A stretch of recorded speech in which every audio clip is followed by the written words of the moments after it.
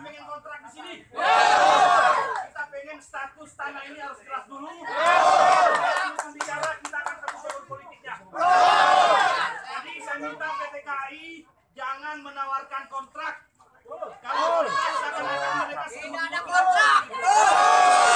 Saya minta Ridwan, tokoh-tokoh masyarakat Indonesia, masyarakat semua, PT KAI mendengarkan argumentasi kami ini. Indonesia satu. Pengen jalan yang terbaik. Warga di sini bukan warga orang asing.